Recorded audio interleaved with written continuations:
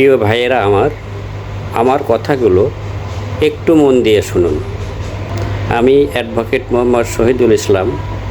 আজকে আমি আমার নিজের কথাই বলছি। গ্রামের খেলার মাঠ, গ্রামের সকল ছেলেমেয়েরা মিলেমিশে ছোটোবেলায় খেলাধুলা করতাম। ফুটবল, হাডুডু, গোল্লাছুট, দাড়িবান্ধা ইত্যাদি খেলা। মাঠটি হলো বগুড়া জেলার সোনাতলা উপজেলাধীন সোনাকানিয়া গ্রামের গুড়াভাঙ্গা সরকারি প্রাথমিক বিদ্যালয় মাঠ। একদিন হঠাৎ সকালবেলা দেখতে পেলাম মাঠের উত্তর পাশে বেশ কয়েকটি ঘর। রাতের অন্ধকারে ঘর উঠাইয়া খেলার মাঠ দখল করা হয়েছে। দখল করেছে একই গ্রামের জনক আব্দুল হালিম পিতা ফজলুল হক গং। গ্রামবাসী মাঠটি দখল করার কারণ জানতে চাইলে উক্ত জনক আব্দুল হালিম পিতা ফজলুল হক গং জবাব দিলেন, জায়গাটি স্কুলের নয়, এই জায়গাটির মালিক শ্রী শচীন্দ্র কুমার সাহা।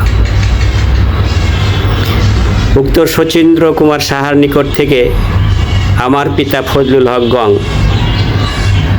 21/1/1996 তারিখে 3051 নম্বর রেস্ট্রিকৃত কবলা দলিল মূল্যে ক্রয় করেছে, যাহার সিএস খতিয়ান নম্বর 491, এসে খতিয়ান নম্বর 673 এবং দাগ নম্বর 1955।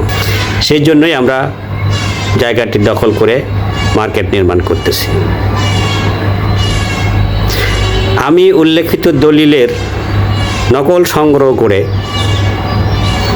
বিগত 25 বছরের মালিকানার ধারাবাহিক বিবরণে জানতে পারলাম উক্ত শচীনচন্দ্রর অত্র এলাকায় আরও সম্পত্তি আছে।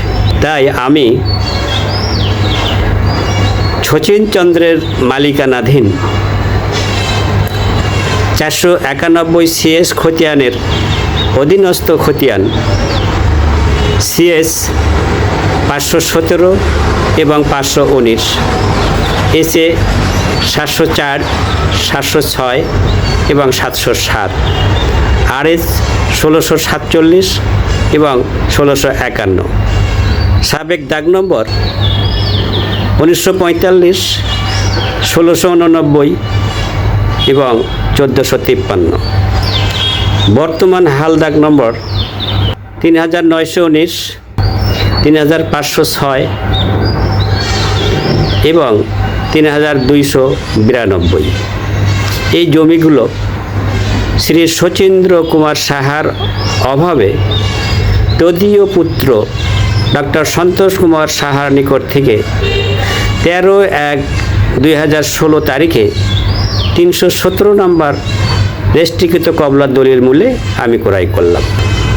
এখন আমার প্রশ্ন, একই মালিকের জমি জনক আব্দুল হালিম পিতা ফজলুল হক গং ক্রয় করে ভোগ দখল করতেছেন, কিন্তু আমি ক্রয় করার পরে আমার ভোগ দখলে তারা বাধা সৃষ্টি। সবচেয়ে মজার বিষয় হলো, একই মালিক শ্রী শচীন্দ্র কুমার সাহা জনক আব্দুল হালিম স্বীকার করেন, তার বাবা স্বীকার করে দলিল করে নিয়েছেন, আমিও স্বীকার করি এবং দলিল করে নিয়েছি। কিন্তু আমার কবলাকৃত সম্পত্তি আব্দুল হালিম পরবর্তীতে পৈতৃক সম্পত্তি হিসেবে দাবি করেন কী হিসাবে, এটাই বোধগম্য নয়। তাহলে শ্রী শচীন্দ্র কুমার সাহা কি জনক আব্দুল হালিমের পিতা, সেই হিসেবে কি তিনি পৈতৃক সম্পত্তি দাবি করেন? হিন্দু সম্প্রদায়ের সম্পত্তি যদি মুসলিম সম্প্রদায়ের পৈতৃক সম্পত্তি হয়, তাহলে বিষয়টি অত্যন্ত লজ্জাস্কর, ঘৃণিত ও অপমানজনক। ভাইয়েরা আমার, আপনারা এর বিচার করুন।